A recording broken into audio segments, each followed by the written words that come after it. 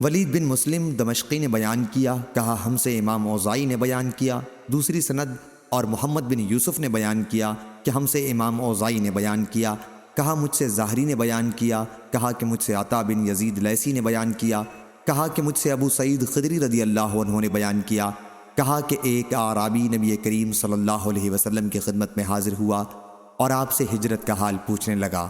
آپ نے فرمایا تجھ پر افسوس، ہجرت تو بہت مشکل کام ہے، تمہارے پاس کچھ اونٹ بھی ہیں؟ انہوں نے کہا جی ہاں ہیں۔ فرمایا کہ تم اس کی زکوٰۃ بھی ادا کرتے ہو؟ انہوں نے عرض کیا جی ہاں ادا کرتا ہوں۔ آپ نے فرمایا اونٹنیوں کا دودھ دوسرے محتاجوں کو بھی دوہنے کے لیے دے دیا کرتے ہو؟ انہوں نے عرض کیا کہ ایسا بھی کرتا ہوں۔ آپ نے فرمایا انہیں گھاٹ پر لے جا کر محتاجوں کے لیے دوہتے ہو؟ انہوں نے عرض کیا ایسا بھی کرتا ہوں۔ اس پر حضور صلی اللہ علیہ وسلم نے فرمایا کہ پھر تم 7 سمندر پار عمل کرو، اللہ تعالیٰ تمہارے کسی عمل کا بھی ثواب کم نہیں کرے گا۔